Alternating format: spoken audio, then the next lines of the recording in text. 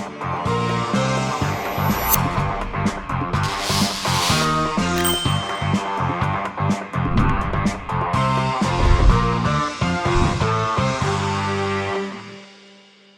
everybody, welcome to the Recoup. I'm Cooper Daniels and I'm a guy that knows a little about a lot. And today I am here with Taylon Pince. He is the co-founder of Hipo Labs and the CEO of the Pera wallet on the Algorand blockchain. How you doing, Taylon?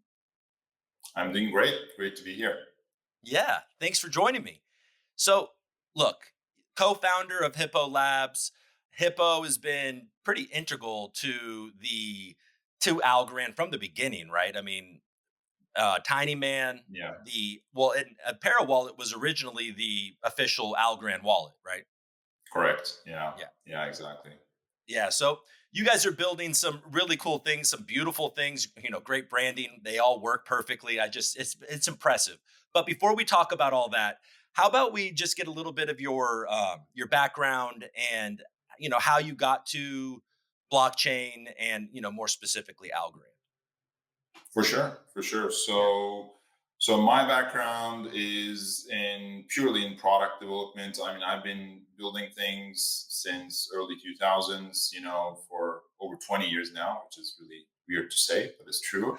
I just love early stage products and figuring out customers and communities and building and launching things. And that's what I've done my whole career, pretty much.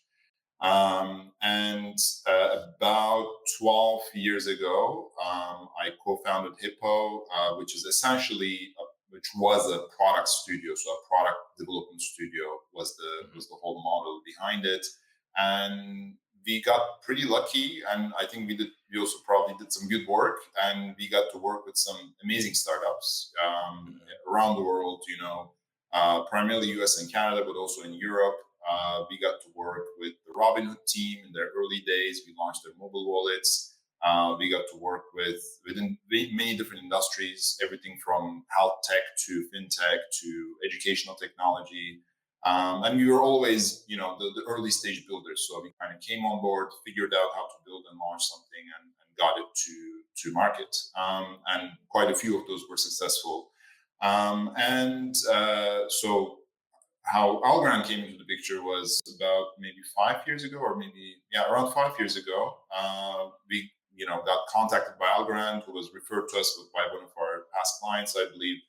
And they said, "Hey, look, we have this wallet that we want to build, and we have something, but it doesn't really work. Can you guys make it work?" And that's what we did, because that's what we do. And then that turned into a great relationship with their team, working very closely with their product team, and iterating on the official Algorand wallet for many years. Mhm. And of course, we got more and more immersed in the Algorand ecosystem throughout that time.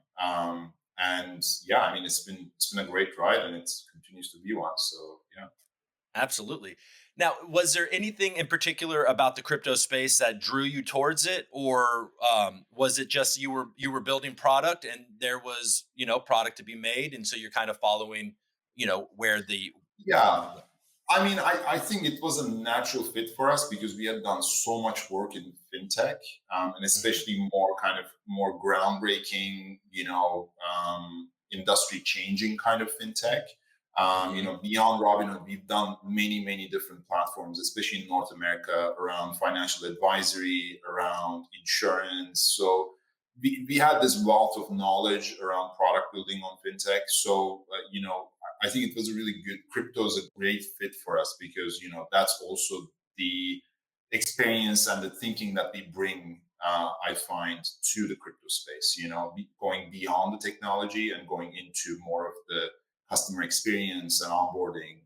And I find that part is a bit lacking in a lot of the chains. And I hope that's the difference that we bring to Algorand. That's our vision Mhm. for it. I know I knew about Robinhood, but I'm sure there's some people out there that are kind of like, wait, what? Robinhood, huh? Mhm. Like that's interesting. We all know what Robinhood is. We've lived through the last 2 years, so we all understand what they were pretty groundbreaking and what they did. And then it all kind of, fell apart a little bit. But what did So what was that process? You just you linked up with them and you helped them with that app, and then it's kind of evolved since then, or what was Yeah, Hippo's of course. role? I mean, yeah, so we are always very early stage, or we used to be. Of course, we don't do the consultancy work anymore. But when we did do it, it was very much pre-launch, figuring out how a product can be can be the best of its class from a usability and design perspective, and also from a technical implementation perspective. So we were very Mhm. much focused on pre-launch, just let's build the best stock trading app, right? And that was the main focus.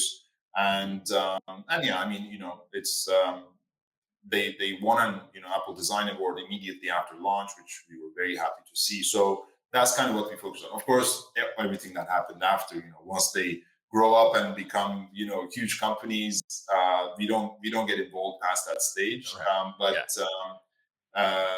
And a lot of it is, of course, regulatory and political issues too, which we try to stay out of. We're a Right. product So business. so what you're saying is you didn't put them in contact with Citadel. You didn't broker that No, relationship. You done. no, Okay, I cool. don't. I don't think that was us. All right. So that's funny. So okay. So then, all right, so here we are at Algorand, right? And if you cut to a year ago, 18 months ago, I was still talking about it. There was very little happening. And certainly in Algorand DeFi, I'm sure there was a lot happening in the background. There was some stuff happening in Italy and with NFTs, but it was all kind of like CBDCs, and DeFi was completely, just kind of just hopeful. And then Tinyman came along, and then Yieldly, I think, came along around the same time. So, what was the process about, just bringing Tinyman to market, and how has that been going? Yeah, I mean, that was to be honest, it came out of nowhere for us, right? Like again, our full focus was on what products could be launched on the Algorand space, and we didn't really think any further than that at that time. I think. Mhm. So when one of my co-founders at Hippo, Khan, came up with the idea for Tinyman, and he kind of pitched it to us, like this could work. I mean, it's cool, like he was very much into crypto, and he still is. So he knows the space really well. And he said, look, this should exist on Algorand. Yeah. And so once we saw the potential for the idea, we just went ahead and built it and launched it. There was some great support from both Algorand and Borderless. And we got it to market, and I don't think we really expected the amount of success that came after for that platform. And it's Yeah. been incredible to see. I mean, it kick-started DeFi on Algorand. And I'm really happy that we did that. I'm really happy that he came up with that idea and we followed through on that one. And it changed our setup as well. Of course, I mean, we moved away from consultancy, and with the Pera wallet transfer and starting to operate that as well, we really didn't see the point of focusing on anything else. So we decided to concentrate fully on Algorand. And today we don't do anything else. It was a 6 month long, maybe longer transition for us, but we transitioned successfully from being a product consultancy into being a product incubator, essentially. Right. And then now there are, many other, not many, but there are several, I'll say, different AMMs and DEXs on Algorand. And, Tinyman still holds pretty much the top spot, I think, certainly in the Algo USDC, pool. Oh, Yeah. by the way, real quick, as I was sort of doing research on this, are you aware of Hippo Labs on Aptos, by the way? Somebody's called Hippo Labs, but with one extra P. No, I don't think I am. Where? That's funny. Yeah, like the copycat blockchain is also Wow. they have Hippo Labs, and They they're have their building own kind of info. they have their own Hippo, and I Okay. was like, wait, my first look was like, wait a second, like, sorry, my first look was like, wait a second. Oh, so Hippo's also building on Aptos. And I'm like, okay, there's bleed over. That's what's happening. And then I was like, wait, Wow. I thought Hippo Labs had a cooler Hippo. A, you guys have a cooler Hippo. And then B, I thought you only had one P. And you do only have one P. So, anyways, Yeah. you have a group out there called Hippo Labs building on Aptos. So, All right. Okay. so, I mean, as so they for say, it's I'll take it as flattery, and so anybody out there, the Algorand ecosystem that sees that, it's not the Hippo Labs that we know and love. So, yes, it's not us. so maybe maybe we could talk about real quick before we kind of dive into Pera Wallet. What was the process of going from being the Algorand official wallet to rebranding to Pera? What was the thought process behind that?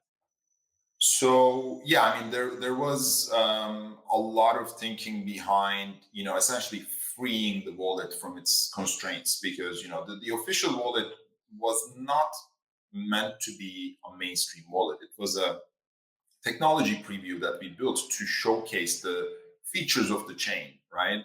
Yeah. So when it became obvious that a more mainstream wallet was needed on Algorand that covered all the bases, I think that the discussion with the Algorand team was more along the lines of they they didn't want that to be on Algorand itself, both from a resourcing perspective, but also from a regulatory perspective. It starts to get really complicated when the technology, the chain provider is also building the mainstream wallet, because the mainstream wallet has to have the flexibility to do certain deals with other third parties and like be able to offer additional services.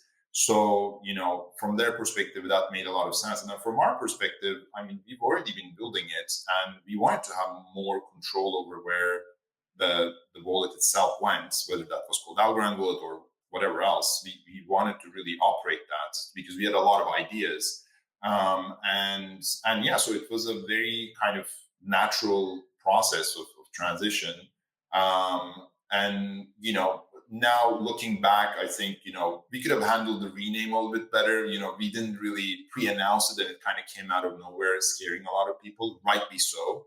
Yeah. So that was, in hindsight, that was a mistake. Like, we should have just pre-announced it and then set a date and kind of did the switch after. But I think we surprised a lot of folks with that. But yeah, I mean, it's afterwards, I think people understood that we're trying to do something really good in this space. Like, I think our vision is really capturing that mainstream onboarding experience, opening the doors to all the ecosystem solutions.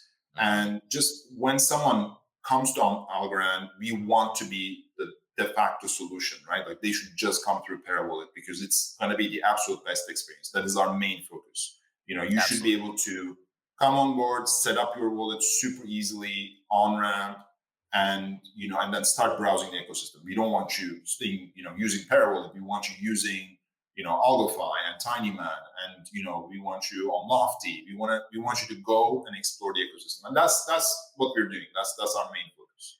Got it. Got it. And then before we kind of get into the details, I have two things because I talked to DFly the other day, and you know, and I said this to him as well, but something that I hear when I go to these conferences and, I talk to people maybe from near, just maybe competitors, competing blockchains or however you want to put that. And something that they always say is that Algorand, like hands down, seems to have like some of the best mobile wallets. I Mhm. imagine you probably agree with that. Yeah, I agree with. I mean, it's to be honest, I hear that a lot. Like, I hear people coming from other chains and saying, "Look, we came because of Pera Wallet." Yeah.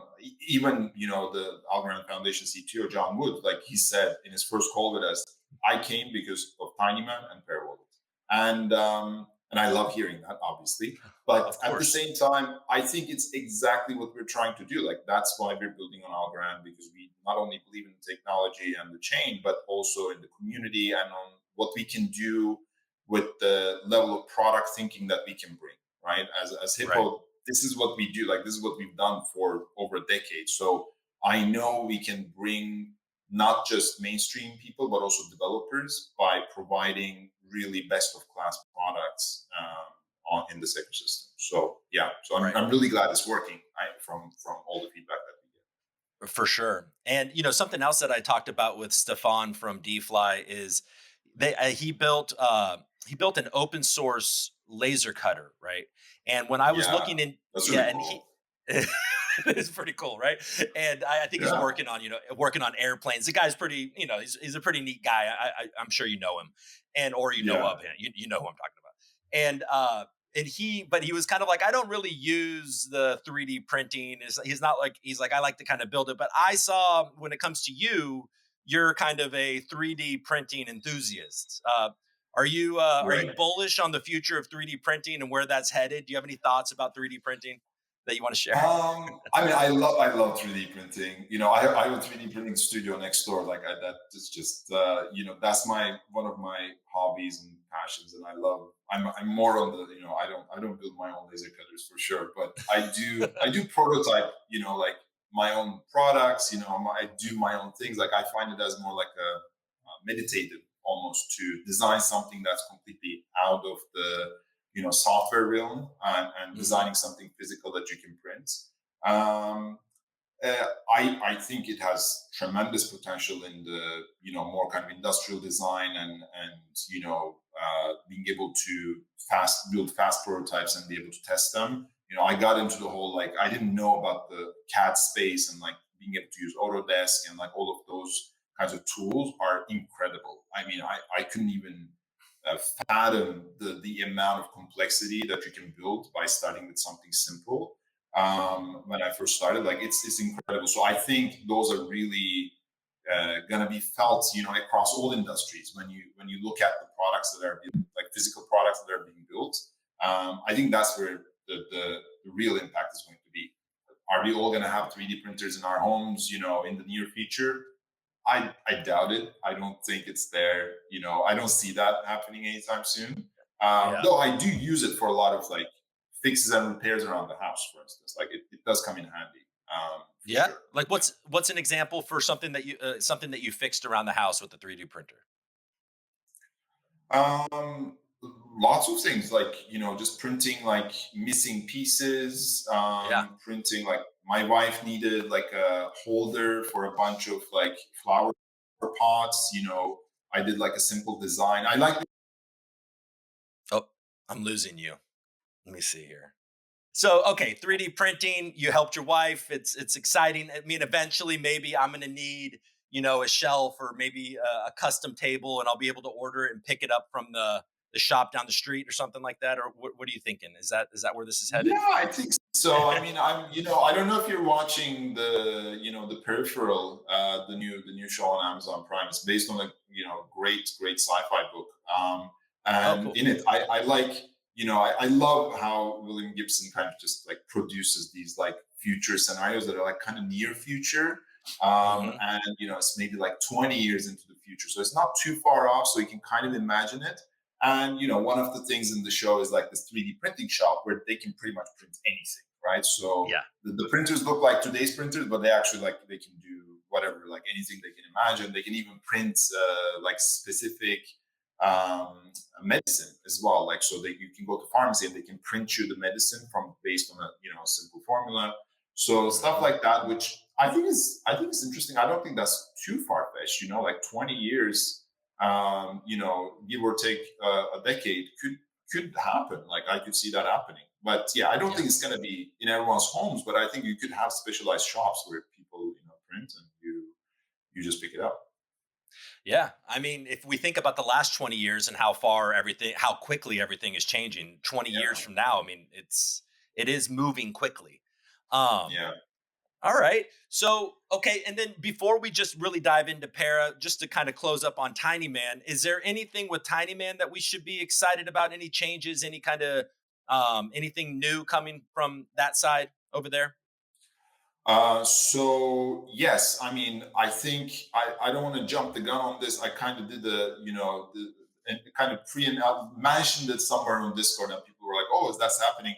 But Tinyman is working on their V2, which is going to be coming soon, Hmm. and I think it's going to be very exciting, Hmm. and it's going to open up the doors for a lot of composable architectures, which Tinyman, because they were so early on to launch, they just kind of missed out on a lot of the new features that came after they launched with their initial smart contracts. So the new upgraded ones, the V2 as they call it, is going to be really exciting, and that's coming soon. So That's And all that's I'll coming say, soon. because I don't So want to kind of make their announcement for them. But yeah, okay, good, good, good.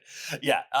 And all right, great. So, I haven't even asked you about this, but the entire space is going through this like intense like crisis, right? I mean, yeah.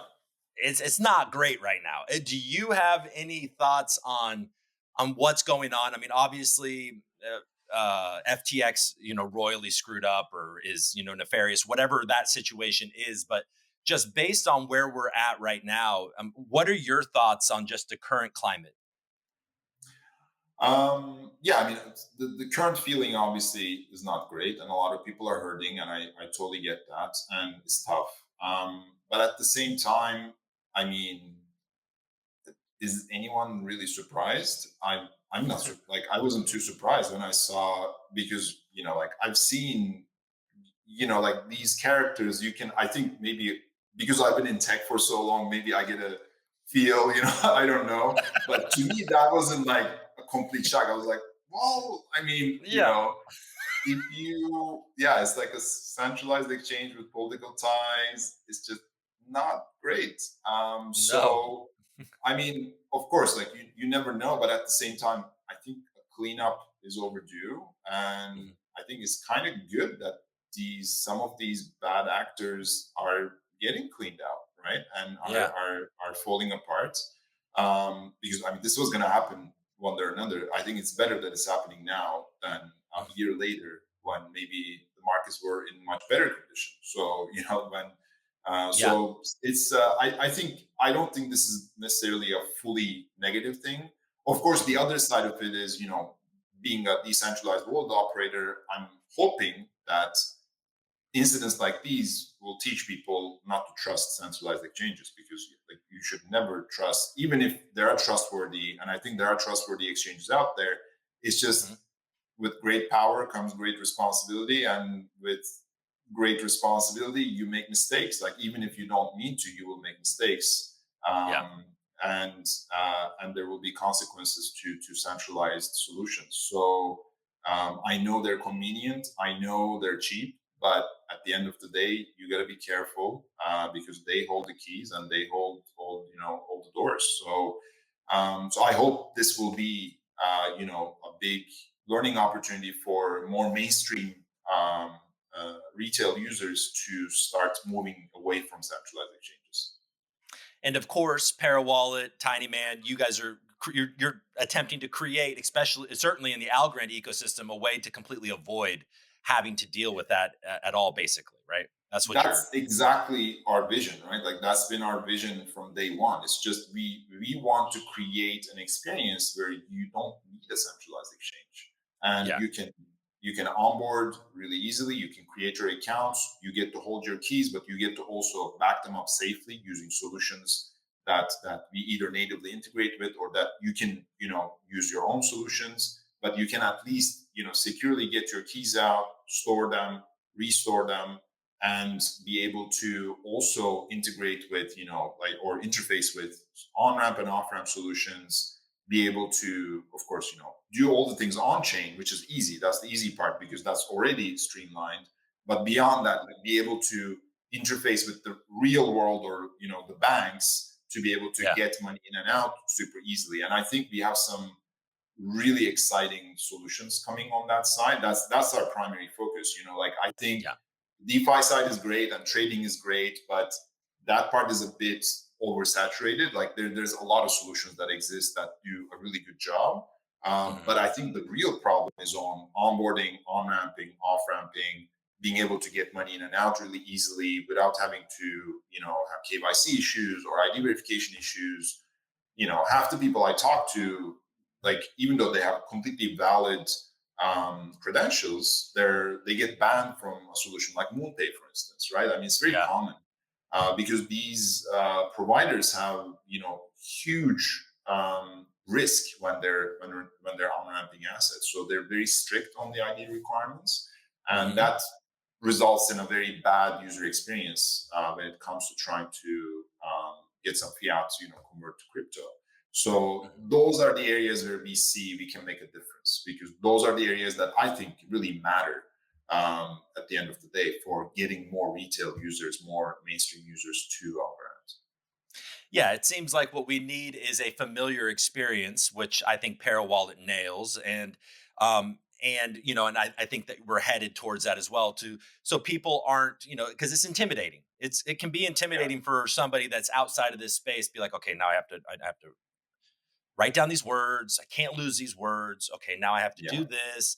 But and you mentioned MoonPay, and it's been great as an option. And no offense to MoonPay, but you're talking about some of this like the KYC hurdles of that. Also, the yeah, fees are pretty incredible too, which make it yeah, a yeah, little off-putting.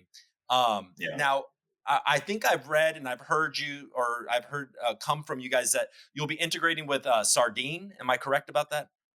Yeah, so we are working with Sardine. We're going to be offering instant ACH in the United States, which I think is Hmm. going to be a great solution for US folks, which of course is a big market for us.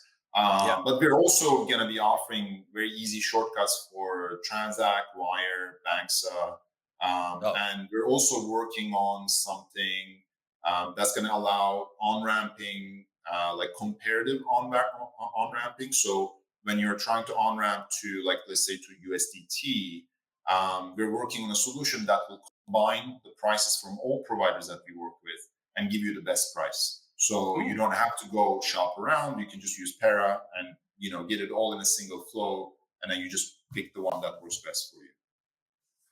Oh, so what you're saying is that you might have MoonPays or Yeah, whoever Wire, et cetera, et cetera, yeah, et cetera, and then you're gonna have a service be like, okay, well, through the Para wallet, I want to buy Algo, or no, I don't whatever it is, I want to buy Algo. Let's say that with my bank or USDC, USDT, USDC, Algo. Yeah, yeah, and then you're gonna be able to see where you get the best rate with including exactly, fees and exactly. everything like that. Yeah, That's because it's a very complicated, problem. It depends on your location, on your transfer method, yeah, and on the crypto that you want to buy. So there are a whole, host of factors that kind of go into this. So what we're doing is like really just streamlining that whole thing and just asking you a few questions, and then you get all the prices and you pick the one that you want.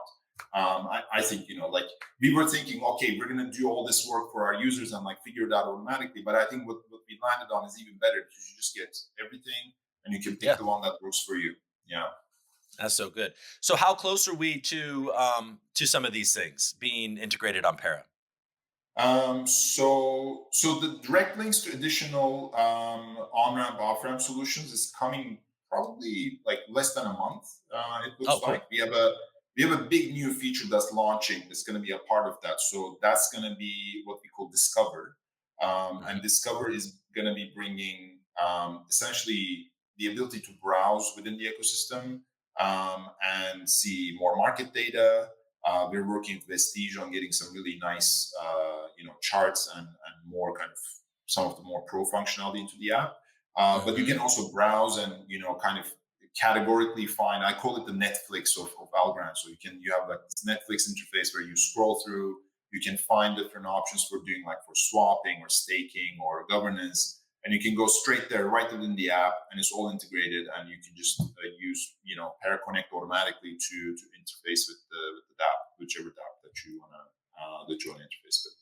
So what I'll be able to do is from my Para wallet, I'll be able to click on wherever it is, and will that be a similar thing like with what you were just talking about with these on ramps and off ramps? Will let me know where the best trade is, or things like that? No, so we don't want to necessarily, again, we want to stay away from integrating too deeply with every DApp because A, it's a maintenance problem, and Yeah, B, it's just, it's impossible to keep up with. So what we want to offer is more like a, easy to access menu yeah.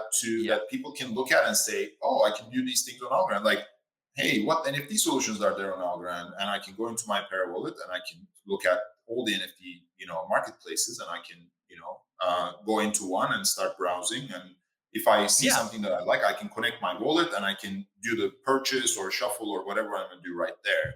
Hmm. And same thing for swapping, same thing for staking. So you can, real estate investment solutions. So they're all going to be kind of listed there in a nice little interface that you can browse. Cool. Something that a complaint that I've heard about Para in the past, and maybe even to this day, is that in the like with the NFT marketplaces, there has been it's been a little slow to be able to use your Para wallet. I think that that has been changing, but what was the reason behind that? So the problem right now is, I think it's primarily Rand Gallery that still doesn't fully work with Pera. Uh I huh. mean, we've been talking to them about it for a long time.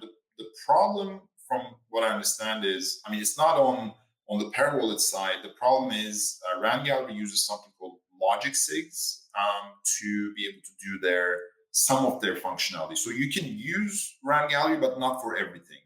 Hmm. And I mean, Logic SIGs on their own, there are a lot of problems with them, and they're not even supported on the Algorand mobile SDK. So it's not like, we're not into it, it's just not even there. It's not something that we can support in the first place. Even if Right. we could support it, Logic SIGs are a little bit dangerous. Some people would say, the technical experts that I talk to say they should never be in Pera wallet or in any wallet for that matter, Oh. because essentially you're handing over control of your wallet to a smart contract, Hmm. um, and they can run arbitrary operations, using that method. So it is a little bit dangerous, and right now we can't even implement it because it's not even supported in the mobile SDK. One day when it is supported, probably early next year, we might decide to add it with a lot of warnings. But Oh. that's why. So that's why we don't fully work with Rand Gallery right now. Okay. But that's just one limitation that unfortunately our hands are kind of tied. But of course, there's a solution on the Rand Gallery side, which is what I've been suggesting in some discussion groups, is they could just re-implement this using a more kind of user-friendly and chain-friendly manner. Like Always NFT has a great shuffle implementation that fully works with Pera. We Yeah. even helped them actually debug some issues with it, and it works great. And it doesn't use Logic 6, and it just functions. So Cool. Well, and there's also been a change over at Rand, so that's maybe true. those Yeah, yeah, so maybe there'll be some changes on a little quicker. yeah, Um, and what was I going to say? What about because obviously Hippo is Para and Tinyman. Is there any kind of like native integration happening between those two, or does that already exist and I just haven't seen it? Yeah. So yeah, we're getting ready to launch our native swaps. It's in final stages of testing. We've already sent it out to our beta tester group, which pretty much our whole Discord community has access to the beta releases. Hmm. And the response has been, I mean, incredibly positive. I was really happy, and I shared it with the team on a day-to-day basis. People love the native swaps. Right Hmm. now, it's Tinyman only, so it's Tinyman v1.1 only, and it Hmm. allows very easy to use swapping between any Tinyman pool. Hmm. We are going to be launching combo swaps essentially probably early next year, Hmm. at some point, where we will allow being able to swap across different dexes. We have an abundance of dexes on Algorand, so we do want to support all of them because there's some pools that you don't get access to, of course, if you're a Tinyman only. So we do want Yeah. to add that, and that's going to be in the works. But Hmm. native swaps are coming. I mean, it's probably imminent at this point. We're hoping to release Android next week, and then iOS will follow soon after. So that's coming up. Oh wow, so that's just right around the corner. And then I know I looked at your roadmap and I saw that there's charts coming, and then Mhm. so you'll be able to see these charts. I mean, so Para Wallet is going to be this incredible stop. It's not just a wallet in your where you see your balance and you can send and receive and connect. It's going to have charts. It's going to have native swapping. It's going to have there's also Yeah. are you're teaming up with Vendible, right? About a passphrase, Yeah. your passphrase like recovery. Tell me a Yeah. little I bit mean, about that partnership. obviously the backup and recovery process is a big problem right now. I don't think it was ever really properly solved in the Algorand wallet, and that kind of continued on over to Pera wallet as well. So when Vendible came up with their solution, I mean, they're offering something that's really legitimate that I think is really interesting. So we definitely, it was definitely something interesting that we want to offer. Obviously, they're not there yet, so this is not something that's going to happen immediately. But eventually, Yeah. we do want to be able to offer, native backup solutions from within Parallel. Vendible is not going to be the only one. I think there are many, many methods available that we should offer our users a kind of a choice between multiple things, like we do with on-ramp. So, Vendible Right. is going to be one option. If you want to use KYC approach for, backing up and recovering, they're a great on-chain solution for doing that. We have that covered. Got it. What we're also working on is possibly an ARC, but definitely something that we will publish. And we're actually working as a wallet consortium that we started with DeFi and MyAlgo and any other future wallets. Mhm. We're working together to essentially prepare a backup and restore, secure backup and restore solution that we would all implement in the same manner. So you can easily, export your keys securely from Pera Wallet without having to write them down, which is a horrible solution in my opinion. But encrypting them and then exporting them, so you can copy that encrypted string and then you can import it into another wallet really easily as well, and vice versa. So I think that's going to be a really important change in how we handle private keys right now, because there's not even a way to copy them because it's insecure. Yeah. So we do want to solve that problem as well. So that would be a more kind of, for more maybe technical users, they could do that. And then there are other solutions that we're looking at that we might offer too, right? Like the social proof is a great one that I really like. So you can pick, 3 people that you trust, and you Uh-huh. can say, essentially you can seed your encrypted private keys or a way to unlock them to those 3 people, and then with their confirmation you can recover your account as well. This is in use in some other chains that I've seen that successfully work. So solutions like that, I think, eventually are things that either we will work on, like if no one from the ecosystem will offer it.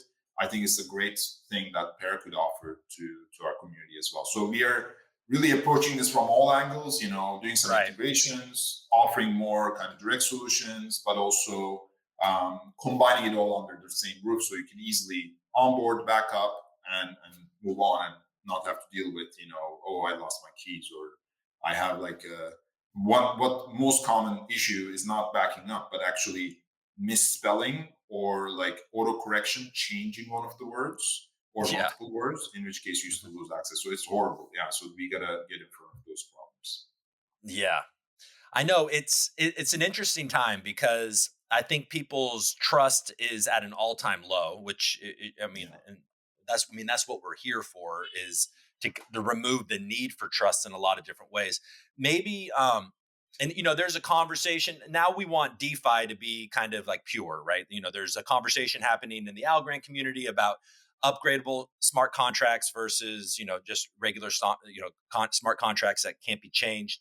Now, for are Tinyman smart contracts, are they upgradable, or are they No, no. So no? the current ones are definitely not upgradable. I don't know about what their plans are for V2. To be perfectly honest, that's a Okay. great question for That- them. But yeah, I mean, it's a tough question, right? I mean, it's. I know there's a whole like purist angle to this, and then there's a yeah. whole Right. more kind of flexibility is important point of view as well. I mean, it's hard to know what's right, and I think we're just such on the bleeding edge that we're all going to be figuring this out together. Well, I mean, exactly. So maybe just with Para Wallet, like, what is it about Para Wallet that should give people comfort that, okay, if I'm using the Para Wallet, my keys are safe. I am purely self custody. I'm in good hands by using this wallet. Yeah. Yeah, it's a Yeah. good question because it's important. I mean, I think we repeat this a lot, but it's worth repeating. And I Yeah. mean, the primary thing is when you use any wallet, Hmm. the keys are stored. I mean, the keys should be stored locally on the device. The keys should never leave your device. That is the whole point of the wallet, right? Of Right. any wallet. Right. Um, Now, this is the supposed implementation, and there can be a lot of things that I can say around, oh, you can trust us because we've been around, whatever, and we're working with Algorand and all of these things. So, but I don't think any of those arguments offer 100%, comfort or 100% proof that you're doing the right things with your keys, because you can't tell from the implementation from by looking at the app what's happening, right? Yeah. We could choose also to sign things behind the scenes, right? Like without showing you, Hmm. and without showing you confirmation, because once you decrypt the keys with your PIN code or your biometrics, the app itself has full access to your keys, even though it's in local storage. It is interacting with chain. So if Hmm. there was any malicious code in there that was interacting with chain, it could sign those transactions without even showing you anything, and it could do whatever it wanted. So just saying that you store locally isn't enough. So, Yeah. in our opinion, and we've been saying this from day one, any wallet that you use has to be open source. So, unless it is open source, there is no 100% proof that the wallet is doing what it says it's doing, right? Right. And we think that any wallet has to be absolutely fully open source and fully transparent about this. And I think that's what Pera offers. That's truly different from any other wallet on any other chain or on Algorand. We are fully open source. Our code gets pushed to our open source repo before the release goes out. So, and we have actual people in the community, multiple people who take the time to read every commit, every change, and they question us on it. And they say, look, why did you change this? And how about this library? Could there be any risk? Right? Because that is where the real risk is. The real risk is not in the team doing something wrong, because we don't have access to your keys. It's impossible for any of our APIs or any of our backend systems or any of our employees or team members to do anything.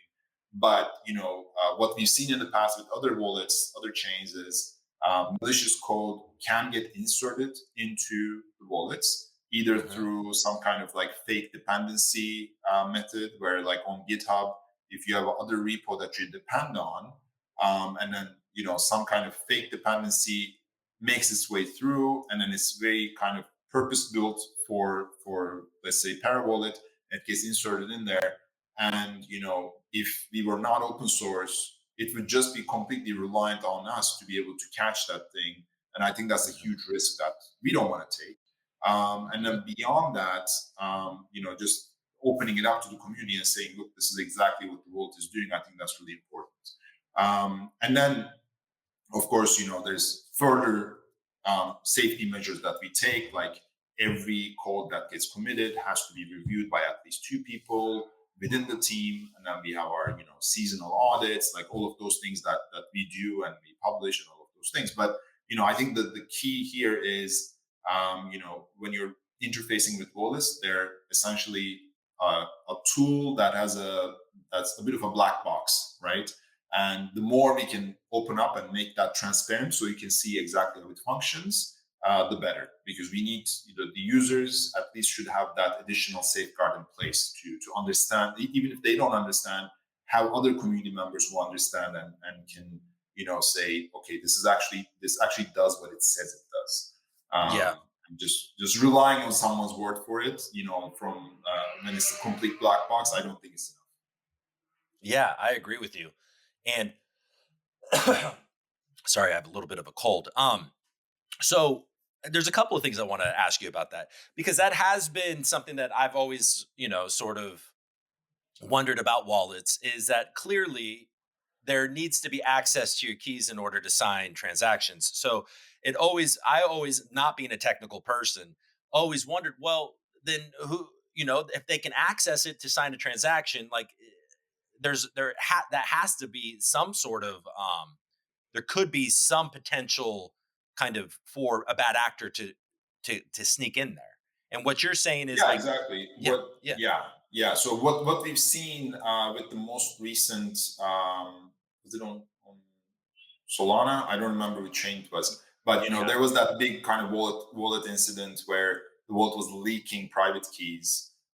So that's exactly, I think, what happened, right? Like there was a third-party dependency that was running in there, and Mhm. it was actually logging everything on screen for analytics purposes, but it was also logging the private keys and sending them completely unencrypted, to a server, which of course eventually got discovered and got exploited. Exploited. Yeah. So that's a huge problem, and the only way to defend against stuff like that is being very strict on dependency control. So we at Pera Wallet, for instance, we pretty much don't depend on any library.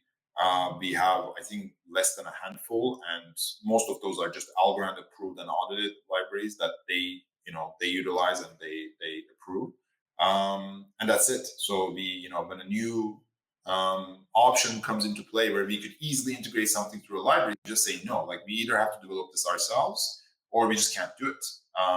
Yeah. Or at least it has to be open source and fully, something that we can fully vet and say, hey, this is good to go. But most of the time, we just say no because that is a huge risk. That's one of the biggest risks that we see as a potential threat. Yeah. And I heard you correct to say that Para being totally open source is very unique, not just on Algorand, but in other blockchains as well. Yeah, I believe so. I mean, I didn't do extensive research on this on other chains, Mhm. but from what I can tell, most other wallets don't even publish, any information about how they function. Like someone was asking on Discord, I believe, like whether Exodus was safe, and I researched like, are there any public audits? Is there code open source? Nothing. Like I couldn't find a single reliable source, any published audits, nothing, which Mm. I find really surprising. And I mean, it's of course like we will all compete in this field, especially Exodus like being a direct competitor because they're very mainstream. But I think every wallet's provider has to do the responsible thing, and like even if they can't go open source for whatever reason, they need to start publishing more details about how they function, like transparent audit results that are like fully detailed out, so communities can kind of safeguard against issues. But again, unless you're 100% open source, I think it's all going to be a marketing gimmick, right? Like it's Yeah. whatever you say. It's just that there's no way anyone can confirm what someone says unless Yeah. they're 100% open source. Like there's So no you're way, right? Like you can say anything, you can put out any other messaging, but there's no one to confirm. No one can come out and say, "Hey, that's correct. That's how they do it." Right?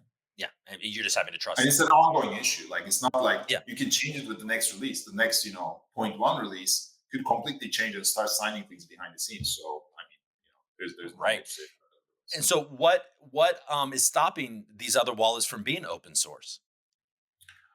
I mean, being open source is a huge hassle, right? Like, I mean, you like probably everything that we do takes twice to maybe three times the amount of time because we're open source. Mhm. So it is a commitment, and it makes everything harder because every line of code that you write is gonna be analyzed and viewed by everyone else. So I mean, uh, it's a problem, but I mean, it's a challenge that we take on. That we go a bit slower, but we hopefully do the right thing while implementing new features.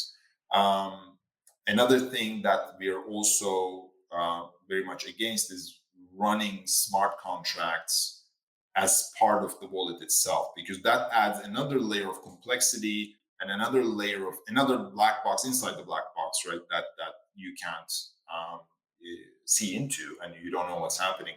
So that could be another reason that people don't open source, because like there's such complexity in there that maybe they don't want to publish, or they see it as a competitive edge, right? Yeah, Which I that's mean, right. it rightly is, of course, right? Like because anyone can fork Pera Take Wallet today, and I think there are forked versions of Pera Wallet out there that are even published on the App Store.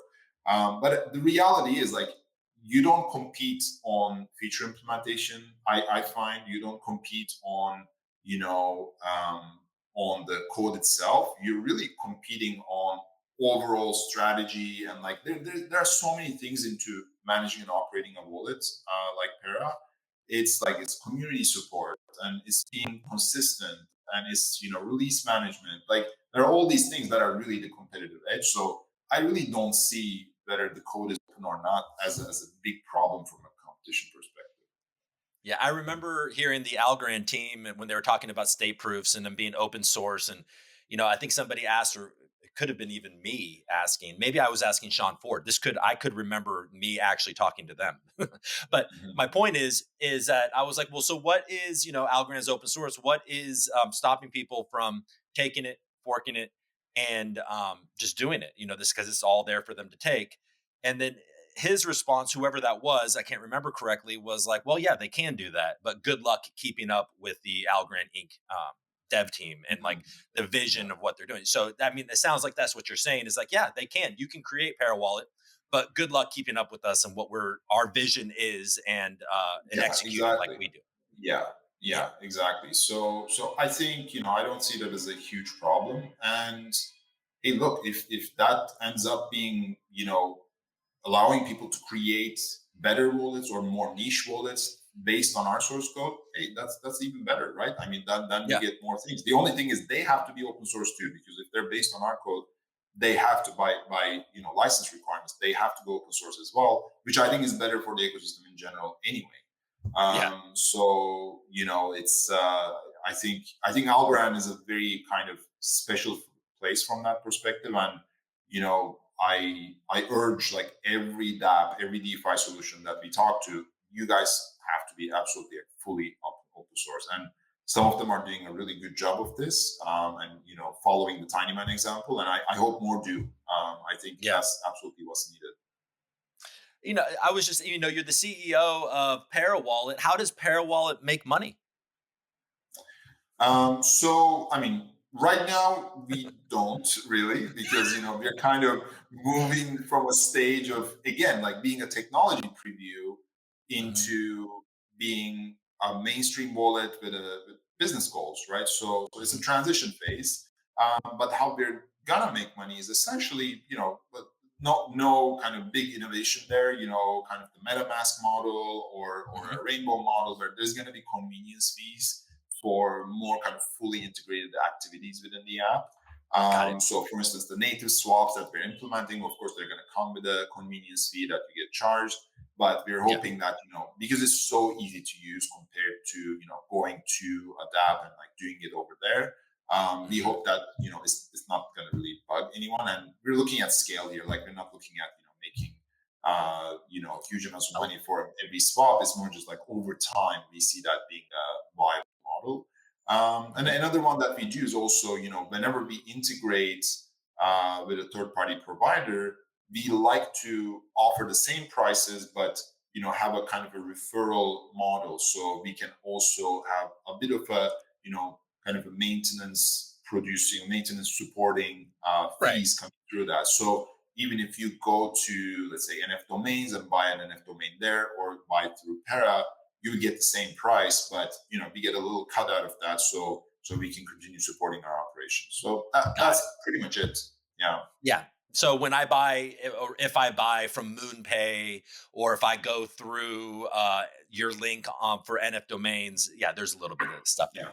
For You for on ramp, we actually don't believe in adding fees. So for on ramps and off ramps, we're not going to add fees because we see that as our funnel, right? Like to be able to do anything on Algorand, you have to on ramp fee out anyway. yeah. So we don't want to really add more fees on that side because it's really not meaningful for us, and it's just like we would rather have people on ramp more so they can use the functions on chain. Yeah. And you just mentioned MetaMask, and I'm hearing rumors that they're actually integrating Algorand. I don't Yeah. know if you've heard that as well, or not rumors. I think it's been confirmed, really, but or maybe I it don't know hasn't. if it's confirmed, but I heard the same. I mean, of Uh-huh. course, obviously, it would be huge for the ecosystem. I think if Yeah. they come on board, and yeah, it's the more Yeah. competition, the better. More competition, the better. I have another, but I mean, I guess the idea behind having MetaMask is that so many people already have MetaMask, and if they can go, select from Polygon to, Yeah, to Algorand, it makes it they're going to much more likely to come over. That's going to be a great bridge. exactly. But Yeah. that leads me to my next question. When is Pera going to have a web wallet, or is Pera going to have a web wallet? Yes. So the Pera web wallet is also imminent. It's something that we've been working on for a while. Hmm. We see our web wallet not as a fully fledged, complete wallet solution on its own. Hmm. But what we see with web is, the current when you're interfacing with dApps on desktop, especially, it's just not a great experience. Whether you use Pera or any other World Connect solution, or whether you use MyAlgo, it's just not a good not a good user experience, and it's not something that I would want any newcomer to Algorand to really go through. Hmm. So our vision there was really, how can we build the the most streamlined, the easiest to use web wallet secure signing solution, so I can easily import my wallet from Pera Mobile to Pera Web. I have it set up, and then whenever I need to sign, I have a fully integrated ParaConnect web-based solution that I can just go through, unlock my web wallet, sign, see a really nice summary of my transactions, and then just sign and move on, instead of having to go back and forth between two devices or scanning QR codes and all of those things. Right. So that's fully what we're focused on with the web wallet. It is, again, just like swaps, is imminent. So we're in final stages of testing. I've actually just seen it like fully work on the Algorand governance website, which was pretty cool. Hmm. And yeah, I think we will be releasing it. We will do a slow release on this one, so we'll open it up to our beta testers probably within the next 2 weeks, Hmm. and then we want the audit to finish so we can publish the audit and then do a full V1 launch probably early December. Looks like. You just remind me of something that I wanted to ask you. Thank you. So Algorand governance, Hippo's also largely responsible for the Algorand governance portal, right? S- Yeah. Yeah, right. And so I guess my question there is are we going to get on chain governance anytime soon? Yes, so there is some work being done on moving towards that, I believe. Hmm. But again, I don't want to announce things for others. So, but I think it might. So to be honest, like, I don't fully know in which direction governance is gonna go. I Okay. know there's a lot of discussion going on around it, and it might go either way. Hmm. I don't think we know. Like, as far as I know, I'm not fully involved on that team, on that side of the thing. But I don't think we even know like what's going to happen. Hmm. But yeah, it's governance is an interesting problem, I think, for for the foundation to solve. It's an interesting Yeah. thought. Well, and to in their defense, it's an interesting problem everywhere it exists, right? Yeah, That's yeah, that's true. it That's true. yeah, Yeah. like the governance is one of the harder things to crack. Um, so let me see. Oh, and then I also saw on your roadmap you're going to be integrating with the Para wallet, music NFTs, audio NFT, or 3D NFTs. That's coming soon as Yeah. well, right? Yeah.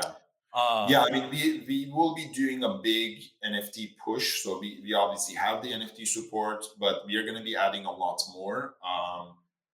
Collections are coming, being able to show collections, browse collections, and browse marketplaces within Parawallet is going to be mhm, coming. In addition, we want to start showing, NFT values. So being able to optionally include the NFT prices and NFT sale data into your portfolio, being able to see that over time. All of those things are being worked on. And then, of course, we're doing a lot of like enhancements to the NFT section, so we can show more data. There are a lot of like missing features that people have been asking for, so we're going to be bringing those in.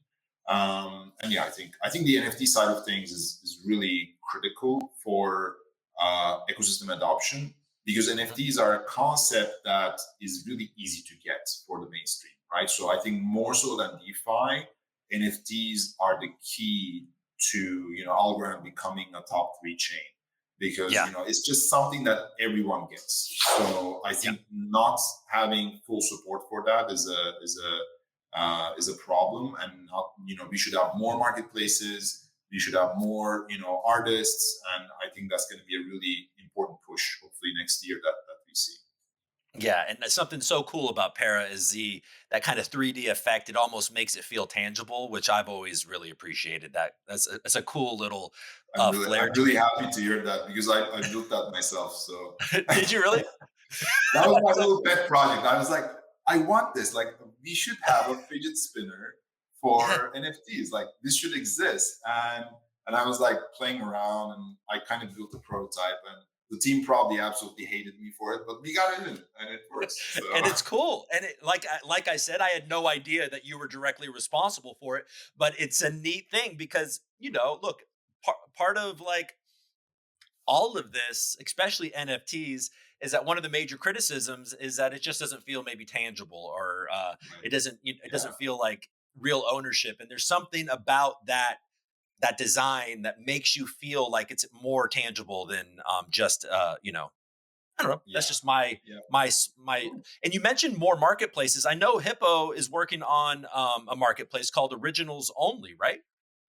So yeah, so we worked on originals only, Oh, and is got that it to yeah? launch. Uh huh. It's not, we're not directly involved anymore, Oh, okay. but they're moving on and like building more.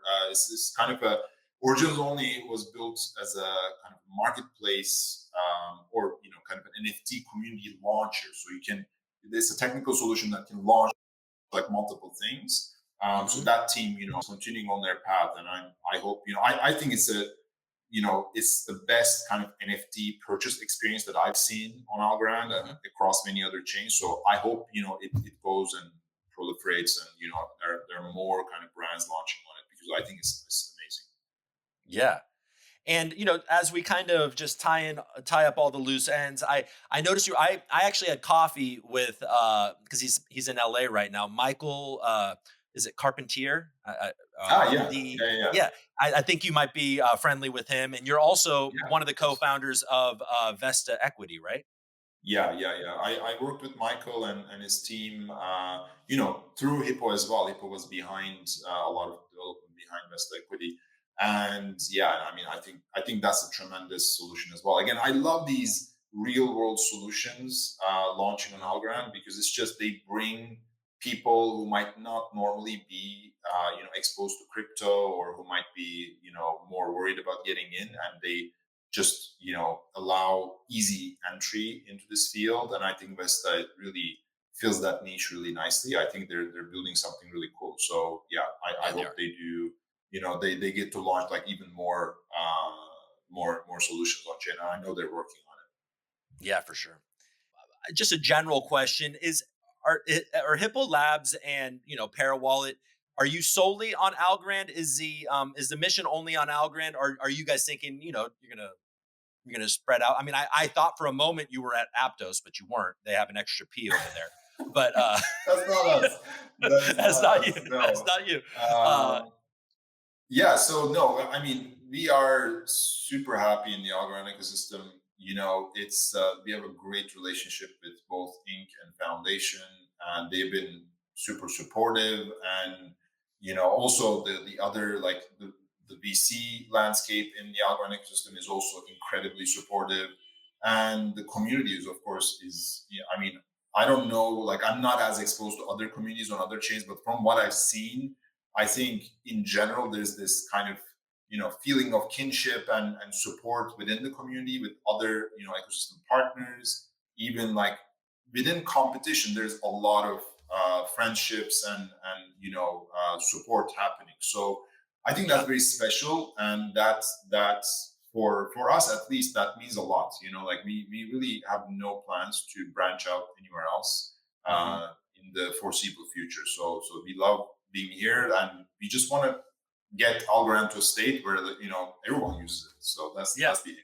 Well, you said top three in order to become a top three chain, and I have a running joke that I've been talking about for over a year about the bronze medal party. I want Algorand to just really celebrate a bronze medal, and so I'm trying to will that into existence. I'll keep trying Yeah, for us. sounds great. I'll be there. But you'll be a VIP. You have access to the. You won't even need a Coops NFT. You are in the VIP section. So what I guess my last question is, as we kind of, I mentioned briefly state proofs, and I know Tinyman has bridging, integrated there, where with I think it's the Pi network, or PBDC, Yeah, and there's Wormhole, and of course, uh, uh, GoMint, or yeah, yeah. Algomint, of course, Arguments, Algomint. arguments. Yeah. So when it comes to bridging and the Pera wallet state proofs, do you are you aware of anything going on to possibly make this kind of bridging thing a little more trustless and a little more secure? Yeah, it's coming. So Yeah. there's active work being done on it, not by us, obviously, but it is happening. And Hmm. the moment state proofs are ready, and the state proof based bridges are ready, we are going to be integrating them natively into Parabolic as well. I don't have a timeline for it. I don't know, how what that looks like. But I just had a conversation with the foundation today, and we are absolutely on board with fully integrating them, natively, because we think, again, that's one of those features that is just so critical for adoption, Hmm. and it has to be in there, almost as part of onboarding, right? Like, are you coming from Ethereum? Hey, look, there you go. Like, just connect and be able to securely transfer assets. I think it's really important. We're going to be offering some other solutions as well. Like, for instance, P Network is a good example. Hmm. Wormhole is another one that's already functional, and we're working with them to also integrate them, through our Discover feature, Hmm. and maybe even more natively in the future. But I think the critical piece of the puzzle that's missing here is the state proof. So we absolutely need All right. Well, is there anything that we didn't? We're over an hour here, so thank you for taking the time in your evening. I that. know My pleasure. you're in Europe, so thanks for taking all this time. Is there anything that we didn't discuss that maybe I should have, or I think that's about it. I mean, you kind of went over everything, and I hope it wasn't too all over the place. But yeah, we're yeah? working on a lot. We call them initiatives, and we have about 6 initiatives active right now, which is absolutely insane, for a team of our size. But we're excited, and we are really driven, and Hmm. we're gonna get them to market. And I think it's going to be incredible. I mean, I'm really excited to. I know where the wallet will be in a few months from now, and I'm so excited to get that out there. Well, I'm excited to see it. I'm excited to use it. And I really appreciate you taking the time. And by the way, Taylon, if this was all over the place, guess whose fault it was? It was my fault. That's okay. I take it. I think my audience is used to that by now. So Yeah. I've conditioned them to just go on the journey with me, hopefully. So, Nice, anyways. nice. All right. All right. Well, thank you so much. And you're certainly welcome back anytime. Thank you. Thanks for having All right. me. All right.